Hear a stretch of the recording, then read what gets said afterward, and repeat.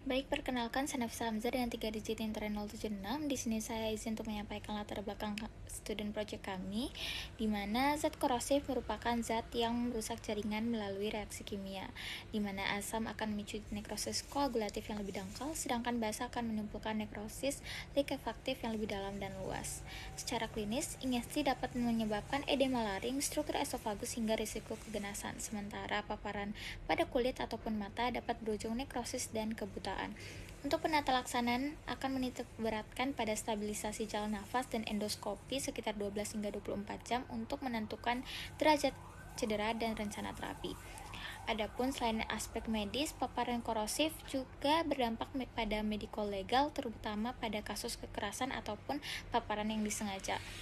Untuk dokumentasi klinis meliputi temuan luka, hasil endoskopi, dan pemeriksaan toksikologi yang bernilai penting sebagai bukti dalam proses hukum. Sekian dari saya, terima kasih. Perkenalkan, saya Petumia Rosyana Putri dengan 3 jenis terakhir 231. Rumusan masalah. Yang pertama, apa saja jenis zat kimia korosif dan bagaimana mekanisme kerusakan jaringan yang timbulkannya. Yang kedua, bagaimana gambaran klinis serta derajat keparahan luka korosif berdasarkan jalur paparan. Yang ketiga, bagaimana prinsip penata laksanaan medis yang tepat pada kasus luka korosif. Yang keempat, apa implikasi mediko-legal dari temuan medis pada kasus luka korosif dan bagaimana kaitannya dengan kepentingan hukum. Tujuan penulisan yang pertama menjelaskan jenis zat korosif dan mekanisme terjadinya kerusakan jaringan. Yang kedua mendeskripsikan gambaran klinis dan derajat keparahan luka korosif.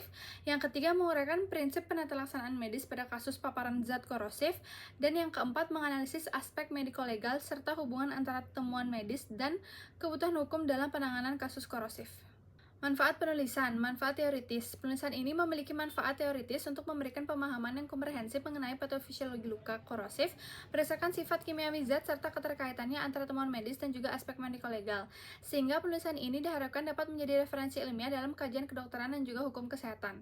Yang kedua, terkait manfaat klinis bagi tenaga medis, memberikan panduan mengenai diagnosis cepat, penilaian derajat keparahan luka, dan penata laksanaan pada kasus paparan zat korosif.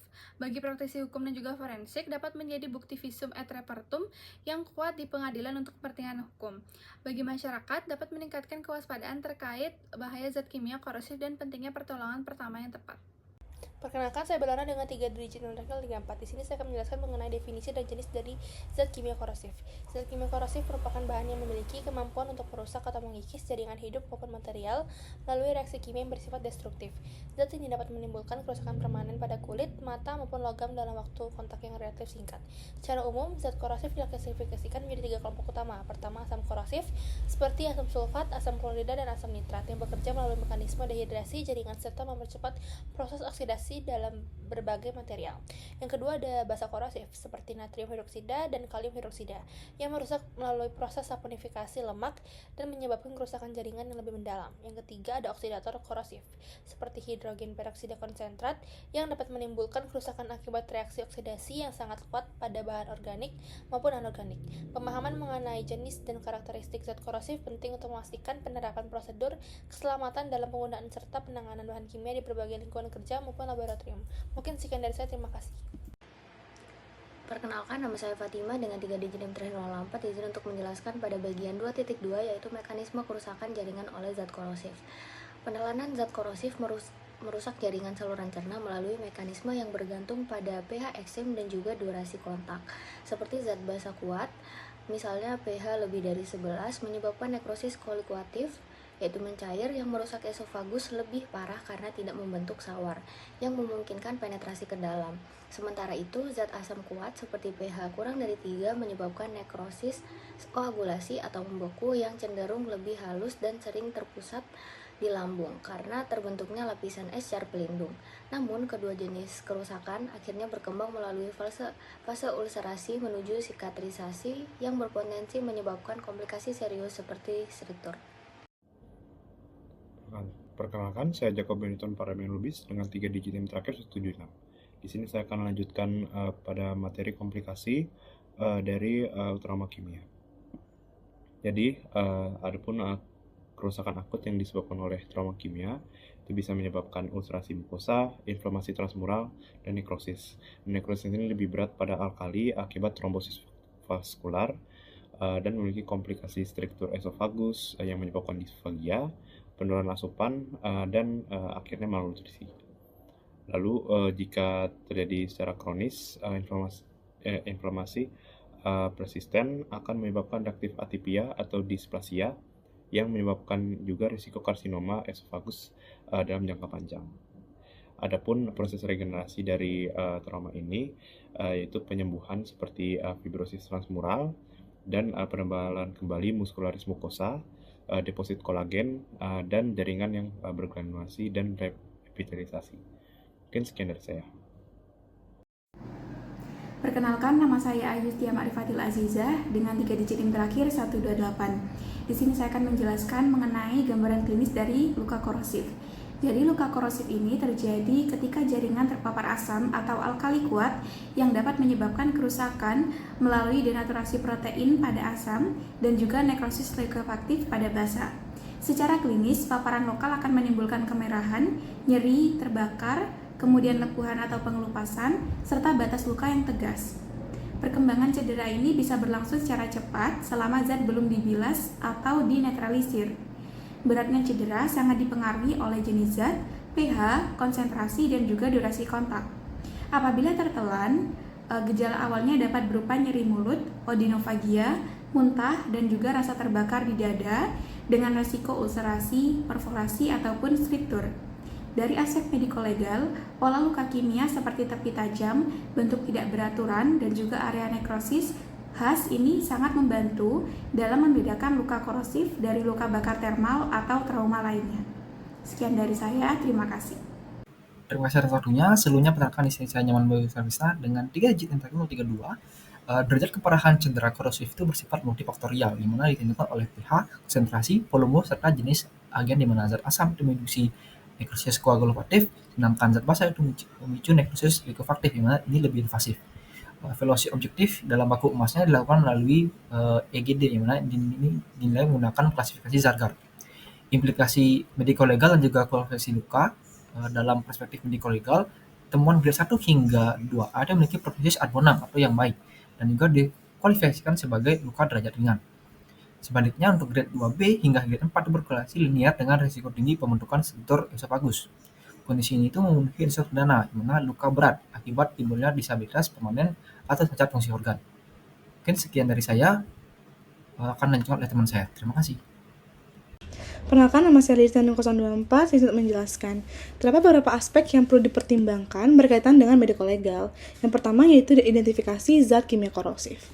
Pelaku biasanya memilih zat yang mudah didapat, murah, sangat beracun, dan bisa dicampur ke makanan ataupun minuman yang memiliki rasa manis atau hambar, tanpa bau yang menyengat atau rasa perih. Dalam pembunuhan, zat yang digunakan cenderung tidak berwarna, tidak meninggalkan residu, menunjukkan gejala seperti penyakit alami, dan tidak terlihat perubahan signifikan pada pemeriksaan jenazah. Yang kedua yaitu penilaian derajat luka. Perlu dilakukan untuk mencatat kondisi korban secara lengkap dan akurat. Aspek yang dievaluasi adalah lokasi trauma yang terkena, jenis dan konsentrasi bahan kimia korosif, lama dari paparan, luas area yang terpapar, kebutuhan intervensi medis khusus, serta dampak gangguan fisiologis pada tubuh korban. Klasifikasi derajat luka ini didasarkan pada ketentuan dalam Kitab Undang-Undang Hukum Pidana atau KUHP. Aspek yang ketiga adalah dokumentasi dan analisis bukti forensik. Dokter bertanggung jawab melaporkan kasus cedera kepada pihak berwenang seperti kepolisian atau instansi terkait. Dokumentasi lengkap yang diperlukan berupa rekam medis, fotografi luka, dan hasil pemeriksaan laboratorium. Bukti forensik seperti sampel zat kimia korosif, pakaian korban, atau barang-barang di lokasi kejadian juga perlu dikumpulkan dan dianalisis untuk mengidentifikasi penyebab cedera serta menentukan pertanggungjawaban hukum. Aspek yang keempat yaitu pemberian bantuan medis. Kedokteran forensik klinik ini menempatkan individu sebagai pasien sekaligus korban, sehingga dokter memberikan perawatan medis sambil mengikuti prosedur mediko-legal untuk mengumpulkan bukti kekerasan dan menyusun dokumen medis. Dokter memiliki tanggung jawab penanganan mulai dari menegakkan diagnosis yang akurat, melakukan penanganan luka, hingga menyediakan perawatan jangka panjang yang diperlukan untuk proses pemulihan. Aspek yang terakhir yaitu kesaksian ahli. Proses hukum memerlukan kesaksian dari ahli medis untuk menjelaskan kondisi kesehatan korban, penyebab cedera yang dialami, serta dampak jangka panjang dari luka tersebut. Sebagai contoh, aspek mediko-legal pada luka akibat asam sulfat. Asam sulfat murni merupakan cairan tidak berwarna yang berat dan higroskopis, menyerupai minyak dan tidak melepaskan gas. Saat mengenai kain ataupun kertas, asam ini dapat merusak dan meninggalkan noda merah kecoklatan. Pada pemeriksaan luar, terlihat luka bakar yang awalnya berwarna abu-abu, lalu akan berubah menjadi coklat hingga hitam, dengan kulit yang keras serta peradangan parah di sekitar bibir dan juga mulut. Pemeriksaan dalam fokus pada saluran pencernaan dari mulut hingga lambung, di mana ditemukan peradangan hebat, pembengkakan, perdarahan, dan penebalan mukosa. Bagian yang terkena akan berwarna coklat kehitaman dan terasa rapuh. Komplikasi serius seperti perforasi lambung dan peritonitis kimia dapat terjadi akibat cairan asam yang merembes ke usus halus. Asam sulfat juga bisa menyebabkan penumpukan lemak pada ginjal dan hati yang berpotensi mempercepat kematian korban. Selain itu, dalam pembuluh darah dapat ditemukan sumbatan akibat gangguan pembekuan darah dan aspirasi isi lambung bisa memicu kerusakan korosif pada saluran napas bagian atas. Perkenalkan, nama saya Amira Kansa dengan NIM 122. Di sini saya akan menjelaskan bagian awal dari analisis hubungan antara temuan medis dan kepentingan hukum. Jadi, cedera akibat zat korosif bergantung pada lokasi, luas area, dan tingkat keparahan paparan. Dengan luka sering muncul pada wajah, ekstremitas atas, dan dada. Zat basa umumnya menyebabkan kerusakan lebih dalam dan lebih luas dibandingkan asam, sedangkan paparan asam sering memberikan pola cedera khas pada wajah dan leher akibat siraman langsung. Dokumentasi medis harus dilakukan sedekat mungkin dengan waktu kejadian karena zat korosif dapat menimbulkan kerusakan jaringan yang cepat dan progresif. Pola cedera penting untuk memahami mekanisme kejadian, sementara cedera pada cervicofacial memiliki resiko komplikasi jangka panjang seperti gangguan pernapasan, jaringan parut luas, dan deformitas permanen, yang semuanya relevan secara mediko-legal dalam menilai tingkat keparahan, prognosis, dan dampaknya terhadap kualitas hidup korban. Perkenalkan, nama saya Irveni Davira Dedita Suri dengan digit 038. Di sini saya akan melanjutkan tentang analisis hubungan antara temuan medis dan juga kepentingan hukum, di mana luka korosif sendiri berperan penting dalam pembuktian tindakan pidana, seperti penganiayaan, acid attack, dan juga kelalaian kerja. Pola khasnya seperti nekrosis koagulatif, perubahan warna jaringan, pola aliran zat, dan juga tingkat keparahan serta mekanisme kejadian, di mana dokter forensik itu akan menilai derajat luka berdasarkan kerusakan jaringan dan juga gangguan fungsi. Luka korosif dapat menyebabkan sikatrik permanen dan juga hilangnya fungsi organ, sehingga masuk kategori luka berat dalam hukum pidana. Pendokumentasian lengkap seperti foto, ukuran, kedalaman, dan juga temuan klinis itu penting untuk penyusunan visum et repertum sebagai bukti tertulis utama di pengadilan yang mendukung hak korban dan juga proses pengadilan pada kasus kekerasan berbahan korosif. Sekian dari saya, akan dilanjutkan oleh teman saya. Terima kasih. Baik, izin melanjutkan. Perkenalkan, sebelumnya saya jenis Trimarista dengan 3 digit NIM terakhir 066. Pada luka korosif, mekanisme terjadinya cedera bergantung pada jenis zat. Asam menyebabkan nekrosis koagulatif yang membentuk eskar, sedangkan basa menimbulkan nekrosis likuefaktif sehingga kerusakannya lebih dalam. Derajat keparahan dinilai dengan klasifikasi Zargar dari grade 0 sampai 3 atau 4 yang menentukan prognosis dan risiko seperti struktur atau perforasi. Penata-laksanaan awal berfokus pada airway, stabilisasi cairan, analgesia, dan endoskopi dalam 12 sampai 24 jam untuk menentukan langkah selanjutnya. Dari sisi forensik, pola luka serta dokumentasi foto, endoskopi, dan toksiologi sangat penting untuk menentukan jenis zat, mekanisme kejadian, dan derajat luka dalam penyusunan visum et repertum. Beberapa saran yang bisa diterapkan terkait kasus paparan zat korosif adalah sebagai berikut. Pertama, pencegahan perlu diperkuat melalui edukasi publik tentang bahaya bahan kimia. Kedua, tenaga medis perlu ditingkatkan kemampuan deteksi dini termasuk mengenali tanda-tanda cedera korosif dan kapan harus melakukan endoskopi dalam 12 hingga 24 jam.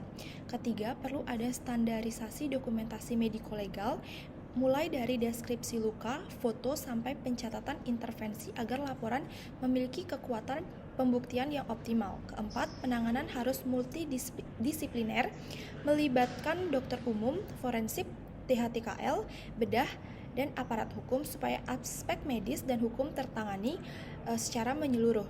Dan terakhir, korban membutuhkan rehabilitasi jangka panjang, baik pemulihan fungsi organ, tindakan rekonstruksi bila perlu, maupun dukungan psikologis agar kualitas hidupnya bisa kembali optimal.